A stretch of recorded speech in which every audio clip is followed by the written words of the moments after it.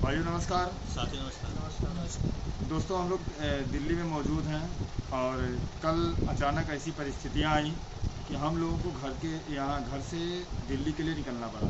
हम लोग लखनऊ में आए और लखनऊ में कुछ काम करने के बाद में हम लोग दिल्ली के लिए प्रस्थान किए रातों रात। और अभी हम लोग दिल्ली में इस समय हमारे प्रिय मित्र बड़े भाई दिनकर भाई के घर पे मौजूद हैं।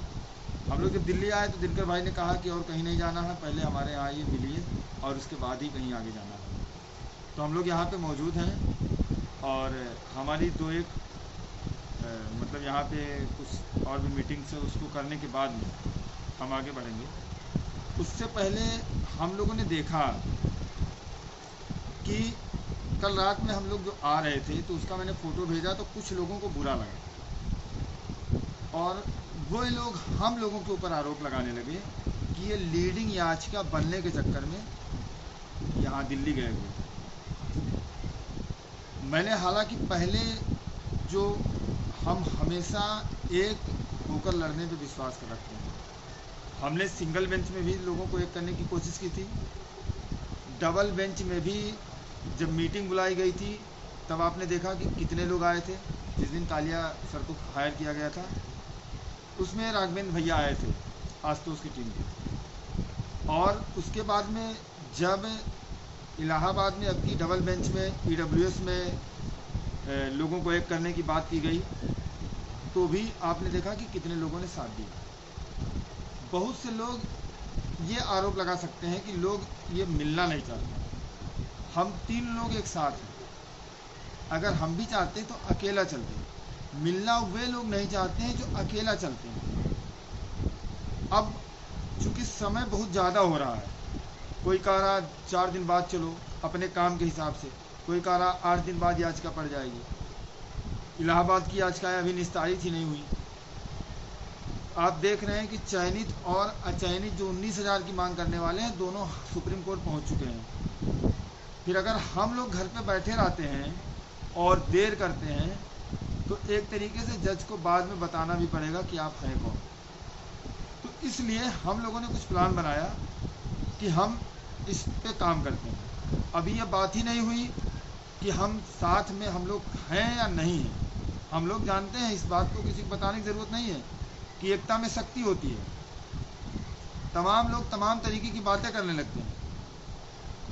हम और नितेश भाई शुरुआत की है 22,000 धरने की, लेकिन हम लोगों ने कहीं भी अपना खाता नंबर जारी नहीं किया।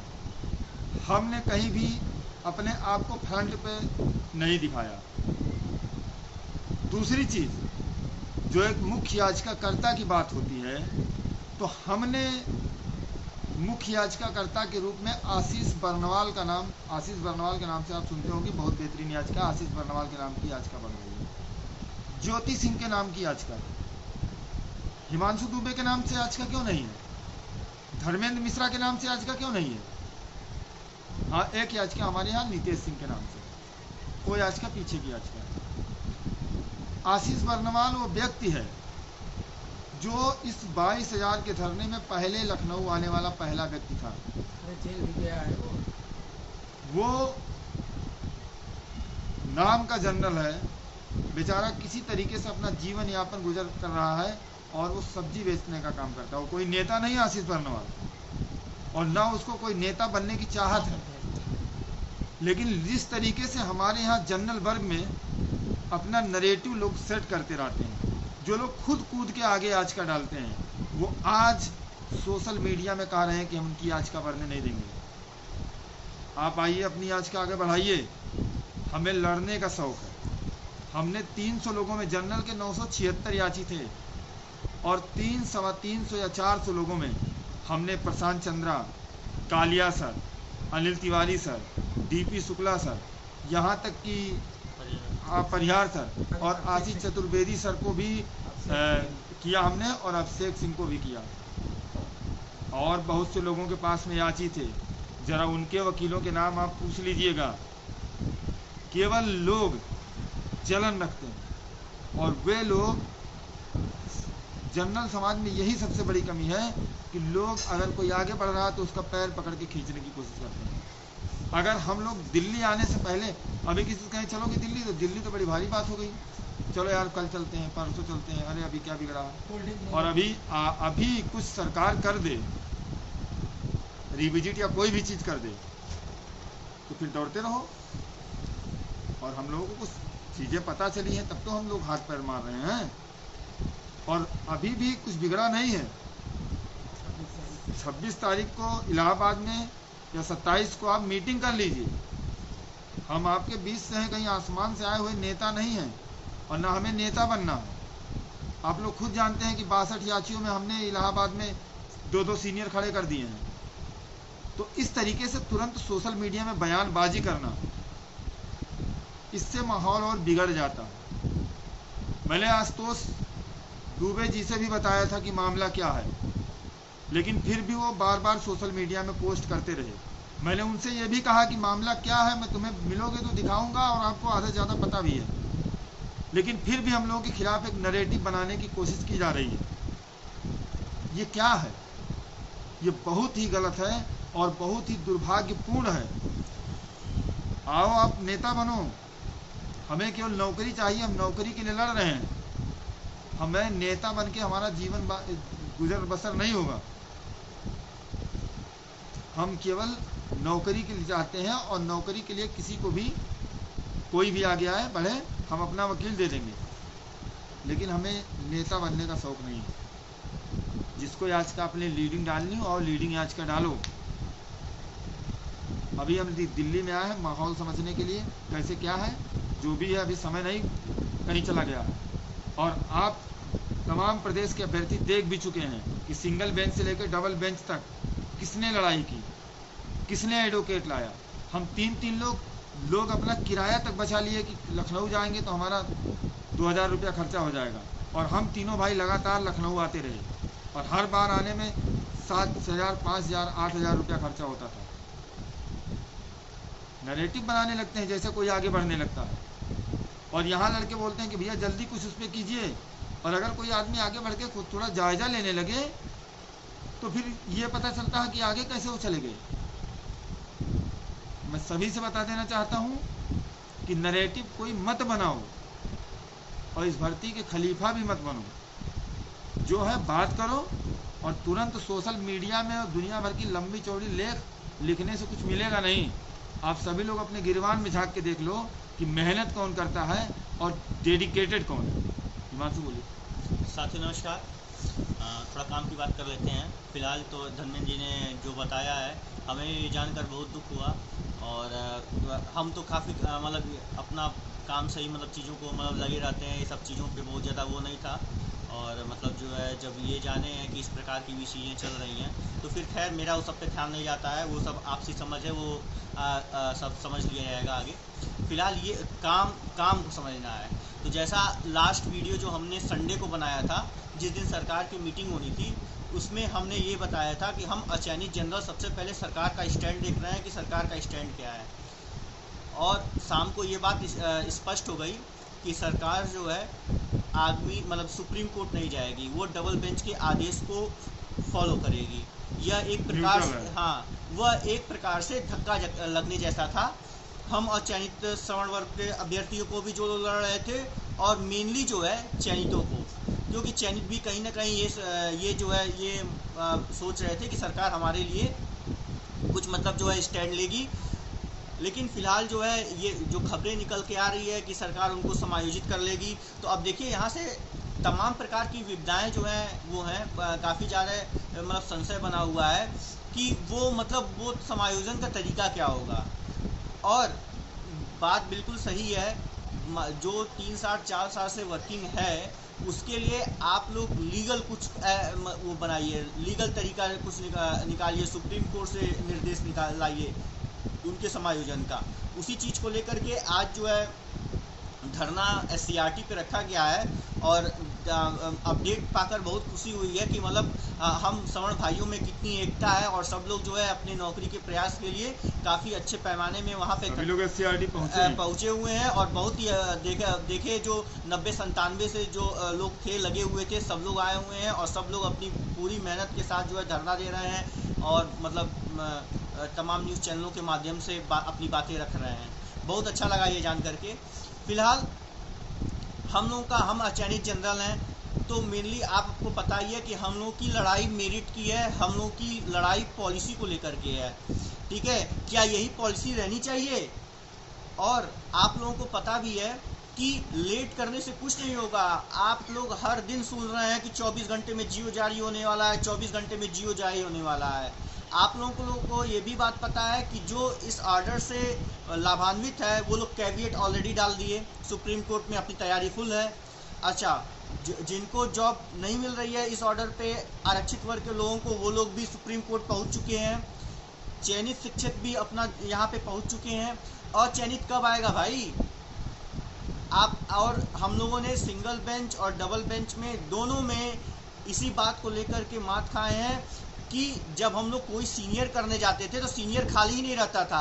जितने टॉप क्लास के सीनियर रहते थे, वो जितने लड़ने वाले जो लोग रहते थे, वो ऑलरेडी कोई ना कोई जो है हायर कर रखा था। और ये सबसे बड़ी हम लोग के लिए मुसीबत होती थी। और जो होता था एकदम टॉप क्लास का होता था, जिसके पास कोई जाता ही नहीं था कि अरे इनके पास जाएंगे तो लग रहा है मतलब हम ही खाली हो जाएंगे, इस प्रकार का था। तो फिर हम लोगों ने किसी तरह से जो है सिंगल बेंच और डबल बेंच में इस लड़ाई को बहुत अच्छे तरीके से लड़ा है। और आज संभावनाएं आज तक तभी बनी हुई थी और चयनित शिक्षक आराम से नौकरी कर रहे थे और हम लोगों का भी जो है लोकस बन रहा था एटीआरई जीतने पे। फिलहाल ये जो कन्फ्यूजन के चलते जो आदेश आया है, इस सारे फसाद की जड़ यही आदेश है। और ये एक प्रकार से जज का कन्फ्यूज़न था, जिस प्रकार से जिन्होंने 22वें अमेंडमेंट को नहीं कंसीडर किया, जिन्होंने ईडब्ल्यूएस के काउंटर को कंसीडर नहीं किया, और तमाम प्रकार से ऐसी चीज़ें थी जिनको ये नहीं लगा कि 60% जिस परीक्षा का 60% अंक ओवरऑल मेरिट में जुड़ रहा है, वो कैसे जो है एक पात्रता परीक्षा हो सकती है। ठीक। और हमने अपने ग्रुपों में भी बहुत से, अभी कल ही मैंने जो है सुप्रीम कोर्ट के एक आदेश का मतलब टीटी पे वो मैंने भेजा है, तो आप लोग हम लोग के पास ऐसे सुप्रीम कोर्ट के ऑर्डर्स हैं, ऐसी चीज़ें हैं जिनसे ये स्पष्ट हो जाता है कि किसी प्रकार का अगर रिलैक्सेशन इनिशियल स्टेज पे भी लिया जा रहा है तो वो जो अभ्यर्थी है वो मेरिटोरियस नहीं रह जाता है, वो रिलैक्स नॉर्म से पास हुआ अभ्यर्थी है और उसको अपनी कैटेगरी में रखना है। और यह आदेश बिल्कुल भी जो है एक प्रकार से हम कह सकते हैं कि गलत है हम मेरिटोरियस छात्र के बच्चों के लिए।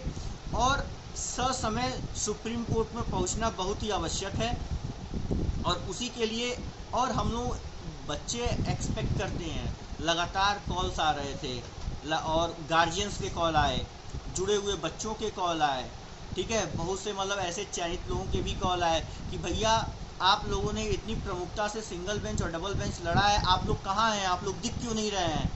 ठीक है, तो बहुत से चीज़ों को जो है वो करते हुए परखते हुए, और अपने समाज के भी कुछ लोग ऐसे हैं जो जिनका ये जो हम लोग के भी हेल्प करना चाहते हैं और जो ये चाहते हैं कि बच्चे निकलें, स्टैंड लें अपना, उन लोगों की भी कुछ एक्सपेक्टेशंस हैं हम लोगों की, क्योंकि हम लोगों ने इतना बढ़कर वर्क किया है, लोगों ने हम लोगों को देखा है रोडों पे मेहनत करते हुए, कोर्ट में मेहनत करते हुए, तो उन सभी की एक्सपेक्टेशंस पे भी हम लोग को उतरना है।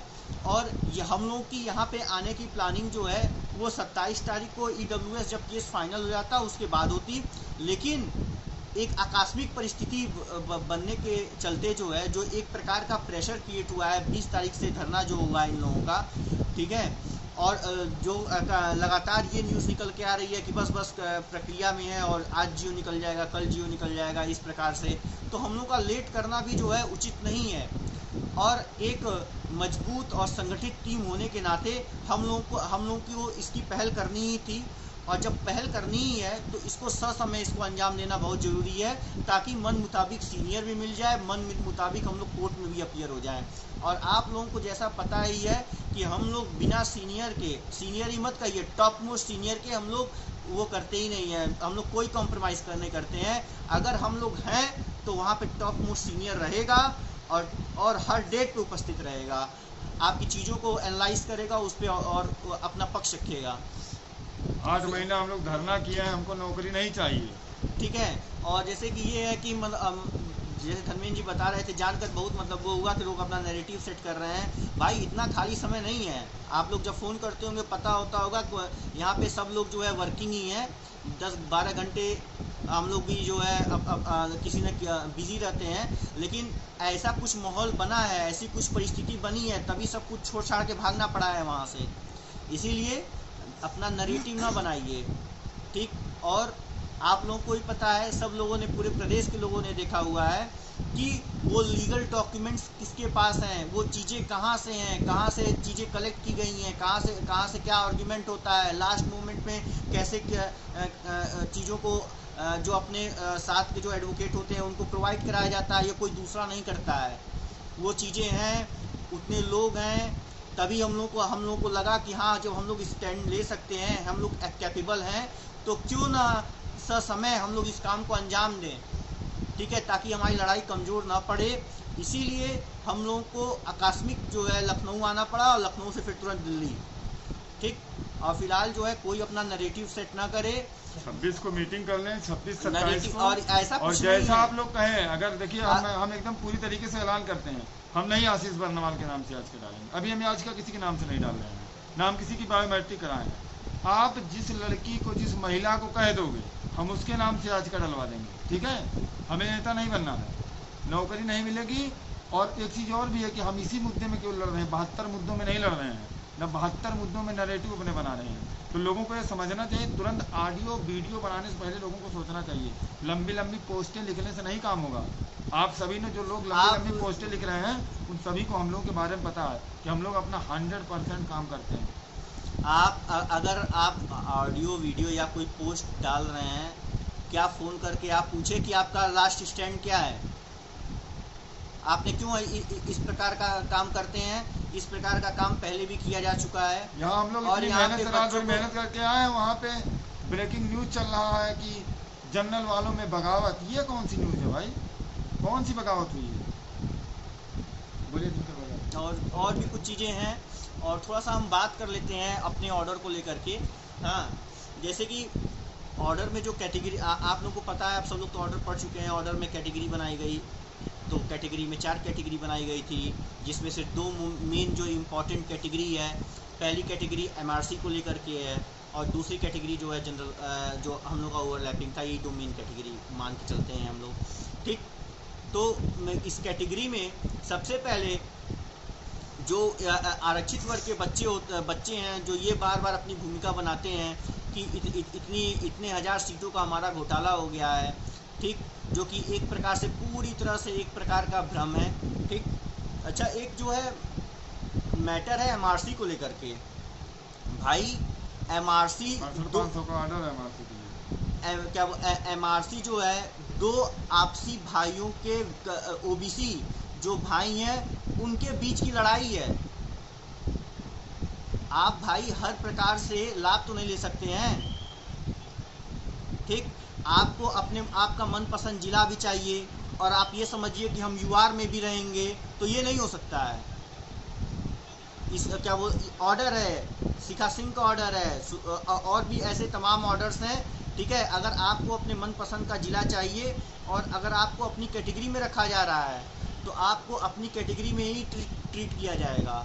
आपको आपके ज़िले का लाभ दिया जा रहा है ना, तो इसको ये मत किया करिए कि एमआरसी जो है गलत तरीके से लागू हो गई, या ये हो गया, वो हो गया। जो भी चीज़ हुई थी वो सही हुई थी, आपको आपके मनपसंद का ज़िला मिल गया था, हैं, और बाकी जितनी भी लिस्ट बनी थी वो पूरी लिस्ट सही थी। 27% का पूरा कोटा आप लोगों को मिला हुआ है। तो असली जो विसंगति है वो सिर्फ और सिर्फ यूआर को लेकर के है, जिसमें सरकार ने साफ एकदम स्पष्ट इस बात को बोला है कि मैंने ये 867 की लिस्ट बनाते समय मतलब ये नहीं ध्यान दिया है कि कौन सा बच्चा रिलैक्स नॉर्म्स में पास हुआ है और कौन सा नहीं, जो एक बड़े प्रकार की विसंगति है, और यह अब एक सेटल्ड लॉ बन चुका है, ठीक। और इसी की लड़ाई, ओवरलैपिंग की लड़ाई हम लोग लड़ रहे हैं, और उसी की मजबूत पैरवी करने के लिए आज दिल्ली में उपस्थित है। और यहाँ पे हम लोग जानकारी इकट्ठा करेंगे, बड़े बड़े वकीलों से मिलेंगे, और सब चीज़ों को मतलब जो है जानकारी इकट्ठा करने के बाद फिर अपने घरों की तरफ प्रस्थान करेंगे। सभी साथियों को नमस्कार। साथियों, मैं नितेश सिंह। साथियों, जैसा कि आप लोगों को हिमांशु जी ने और धर्मेंद्र भाई ने बहुत कुछ अवगत करा दिया है, इतना शेष नहीं, हर चीज़ों पे, हर पहलू पे जैसा जो चल रहा है नरेटिव और माहौल, जो स्थित परिस्थितियाँ, क्यों टीम ने इस तरह की चीज़ों को कदम उठाया, क्यों इस तरह से सडनली किया, फोन ये करके सब। बात तो करिए भाई, ये इस तरह से इससे आरोप थोड़ी है। प्रत्यारोप लगाने से कुछ नहीं होता है।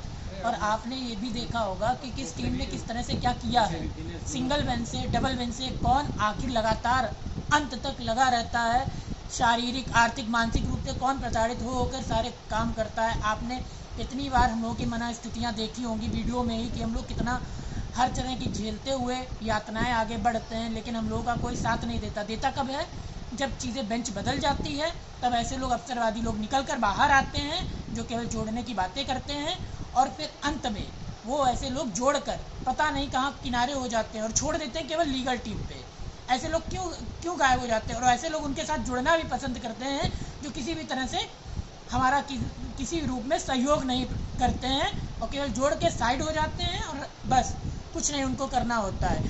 टीम, आपकी लीगल टीम टेक्निकल रूप से, विधिक रूप से, हर तरह से जैसा भी उसका जहाँ से सेट है चीज़ें अपने अनुरूप करता है और आगे बढ़ता है, ब्रीफिंग में चाहे किसी भी चीज़ में। लेकिन लोगों को क्या है कि बस उनको मैनिपुलेट किया जाता है। बस जब इस तरह की चीज़ें, जब नया नया बेंच आता है, तो बस हम लोगों की टांग खिंचाई चालू कर दी जाती है। लेकिन धरातल पे कौन दिखता है? अगर किसी से आगे ना निकल पाओ ना, तो उसका पैर पकड़ के पीछे खींचो। बस यही स्थिति जो बस है यही हमारे है। समाज में है, हमारे ब्राह्मण समाज में है, हमारे समण समाज में है, कि अगर कोई देख के रहा नहीं जाता है कि कैसे वो आगे निकल रहा है, और हम क्यों नहीं कर पा रहे हैं इस तरह से। आपको करना है तो दिन रात मेहनत करिए। ये मेहनत आज की नहीं है, ये मेहनत 2018 से की जा रही है। जो चीज़ें कलेक्ट की जाती हैं या जो कुछ होता है वो आज की वो नहीं है। 2 दिन में हम लोग नहीं उभरे हैं। 2018 की मेहनत है, जो इतने परिपक्व और इतनी सही तरीके से चीज़ों को अरेंज करके रखे हुए हैं, और आज ऐसी कोई चीज़ नहीं है जो हम लोग के पास ना हो। और जबकि आपकी टीम की प्रायोरिटी हमेशा ये रहती है कि नौकरी कैसे मिला जाए, उसका लक्ष्य यही रहता है। लेकिन लोगों का पता नहीं किस तरह से क्या सेट रहता है मामला, और किस तरह से चीज़ें हम लोगों के खिलाफ चलाने के बस उसमें निकल पड़ते हैं। इस लोगों के साथ, उन जैसे लोगों के साथ जो कभी कुछ नहीं, जिनको करना होता है बस टाइम खिंचाई करना है। और हाँ, ऐसा नहीं बोलना चाहिए कि फिर सामना हो तो ऐसा आदमी हाँ, को बिल्कुल शर्मिंदा होना पड़े। वही चीज़ है। हमने दिनकर भाई से बता दिया, दिनकर भाई के सामने मैं फ़ोन लगा रहा था, लेकिन मेरा फ़ोन नहीं उठा रहे हैं लोग। नहीं उठा रहे यानी कि आप भाग रहे हैं। दिल्ली आने का मतलब नहीं है फिर दिल्ली आया जा सकता है, 4 दिन बाद फिर आइए दिल्ली आए तो हमारा पैसा खर्च हुआ, हम अपने हिसाब से आए ना कि क्या करना हमें। और मिलेंगे जब आप लोग सामने 26-27 को, तो हम आपको विद प्रूफ दिखा देंगे कि मामला क्या था और क्यों हम लोग दिल्ली आए थे। हमने इन भैया को दिखा दिया है, और भैया सेटिस्फाई है। भैया भी हमसे कहते हैं, और हर एक व्यक्ति कहता है कि सब लोग मिलके चलो। लेकिन मिलके चलने के लिए कौन है? कोई कह रहा है ये करो, कोई कह रहा है ये करो, कोई कह रहा है ये करो, कोई कह रहा है 4 दिन बाद करो, कोई कह रहा है 6 दिन बाद करो। तो भाई इसके लिए एक नियम बनना चाहिए, नहीं तो पता चले कि हम इसी में रह गए बातें प्लान बनाने में और मामला बिगड़ गया। और हाँ, वैसे भी भर्ती को राजनीतिक रूप दिया जा चुका है। आप देखते हो सिंगल बेंच में हम लोग जीते, हम लोगों के लिए कौन खड़ा हुआ? किसी स्वर्ण के लिए जनरल हम लोग जीते थे। और लोगों का तो ये भी कहना है कि आप सिंगल में भी नहीं जीते, डबल में भी। उनकी आंखें या बटने, हम उनसे साफ साफ कहना चाहते हैं, सिंगल बेंच में लिखा हुआ है ATR is the part of selection. और रह गए DB की बात, वहाँ भी जज साहब बार बार बोला करते थे अपनी बात में कि आपका रिलैक्सेशन ही रिजर्वेशन है। तो हम लोग तो समझेंगे ही ना कि जज साहब तो ATR ही समझ ही रहे हैं, तो भाई इसके अनुरूप ही ऑर्डर देंगे। तो इस तरह से चीज़ों को ना चलाया जाए। और हाँ, जो रह गई, जो सिंगल बेंच में हम लोग जीते थे ना, हमारे लिए किसी नेता ने ना कोई इतना OBC SC अब जो बोल रहे हैं DB में कि अब इस 3 दिन में कर लीजिए, रिविजिट कर लीजिए, तो सिंगल बेंच में कहाँ थे ऐसे लोग? क्यों नहीं हमारे लिए भी कर लेते, तब 3 दिन में रिविजिट भी करा देते लिस्ट को। एक बात लास्ट में मैं कहना चाहता हूँ। एक आरोप और लगाया गया कि कुछ लोग सोचते हैं कि उसमें PWS में जीता जाओगे। देखिए ऐसा कुछ नहीं है। हमारे साथ में मतलब बहुत से ऐसे साथी हैं जो PWS में नहीं जुड़े हुए हैं। ओवरलैपिंग का मुद्दा है। अगर ओवरलैपिंग में अगर विपक्षी पार्टी जीतती है तो आने वाली भर्तियों में 90% रिजर्वेशन लग जाएगा। 5% तो आने वाली हर भर्तियों में मिल सकता है। लेकिन अगर ओवरलैपिंग नहीं रुकी तो 90% रिजर्वेशन हो जाएगा। इसलिए हमारा पूरा ध्यान ओवरलैपिंग पे है। हम PWS का भी केस जीतेंगे और ओवरलैपिंग का भी केस जीतेंगे, और जीत के पूरे प्रदेश में एक माहौल सेट किया जाएगा। बस परेशान मत होइए, आने वाले समय में हम आपसे बातें करेंगे और जो भी चीज़ें बताएंगे। बस आखिरी बात, दिनकर भाई हमारे कुछ बोलेंगे, वीडियो लंबा हो रहा है। मेरे सभी जो अचयनित भाई हैं विशेष करके आशुतोष दुबे, विनय पांडे, शिवम पांडे। तो भाई जो भी अपने जिसके भी अंदर ईगो है सब अपना बातचीत करके क्लियर कर लो, और 27 तारीख को इलाहाबाद में सब लोग रहो, वहाँ जो भी हो एकदम क्लियर फैक्ट बात हो जाए। आज़ाद पार्क में या हाई कोर्ट में ही वहीं रहो, मतलब बात क्लियर होनी चाहिए। ये तैयार है, मेरे पास यहाँ आए हैं गुड़गांव में, तो मैंने इनसे कहा यार सब इकट्ठे होकर लड़ो, ऐसे ऐसे पार्टी आई। तो वहाँ बात ये आई कि मैं भी ग्रुपों में भी देख रहा था कि कई तरह की बातें हो रही हैं, तो जो बातें हैं वो डायरेक्ट बातें आपस में करके क्लियर करो ना, दूसरे के माध्यम से आप क्यों गोली चला रहे हो? में लिखने से और वीडियो ऑडियो बनाने से क्या कोई फायदा नहीं है। और जो भी है ठीक है, सब में कमियां होती हैं, कुछ किसी में अच्छाई होती है। यहाँ पे हमें ये देखना है कि हमें नौकरी कैसे मिले और आगे हमारे समाज के लिए क्या अच्छा हो सके, जो पीढ़ी दर पीढ़ी चलना है। आज यूपीएससी में अगर दोहराक्षर रुका है तो ये तो होता है यार कि वो उन्होंने बहुत बढ़िया किया है और अब वो हमेशा के लिए हमारा हो, वही चीज़ हमारा है। अगर उधा ये हार गए हम लोग उधा सुप्रीम कोर्ट से, तो हमारी पीढ़ियों को भी ये दंश झेलना, हमें तो झेलना पड़ रहा है जो हो रहा है, लेकिन हमारी पीढ़ियों को भी ये दंश झेलना पड़ जाएगा। तो इसलिए अपनी सब ईगो त्याग करके 27 तारीख को हाई कोर्ट में या जहाँ भी वहीं EWS के उसके बाद आपस में सब बात करके, और जो भी ये लोग बात यहाँ से करके जाएंगे वो आप लोगों को पूरी तरीके से ऐलान कर रहे हैं। किसी अगर लड़की के नाम से डलवाना हो हम बिल्कुल डलवा दीजिए, उसका बायोमेट्रिक करवाइए, लड़की के नाम से करवाइए। पहली बात तो इस बात के लिए हम तैयार हैं। दूसरी बात, अगर किसी को याचिका अपनी फ्रेंड पे करनी है, उसी लड़की की याचिका आगे करनी है, तो हम उसके लिए भी तैयार हैं, ठीक है। और जिस तरीके से लोग शेयरिंग करना चाहते हैं उस तरीके से तैयार हैं। बस हमें अपना काम करने दीजिए स्वतंत्र रूप से। आप भी रहिए साथ में, आप भी स्वतंत्र रूप से करिए, लेकिन एक दूसरे पे इस तरीके से थोड़ी सी बात में एक फोटो देख के और तुरंत ऑडियो वीडियो पोस्ट बनने लगे, ये गलत बात है। ऐसा करने से देखिए, शीशा जब एक बार छटक जाता है ना तो उसको जोड़ना मुश्किल हो जाता है। और देखिए कम से कम संगठित रहो। आबादी भले कम है लेकिन मजबूत लोग हो, लेकिन संगठित रहोगे तो आप भविष्य में और ज़्यादा मजबूत रहोगे। हम लोगों का मुख्य मुद्दा ओवरलैपिंग इसलिए है क्योंकि हमारे लिए भविष्य में सुप्रीम कोर्ट से सेटल्ड लॉ बनेगा और आगे वाली पीढ़ियों के लिए भी अच्छा होगा।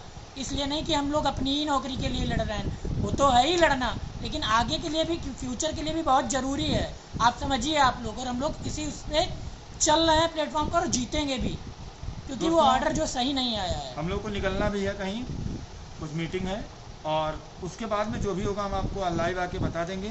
तब तक के लिए नमस्कार, जय श्री राम। जय श्री राम। साथी नमस्कार।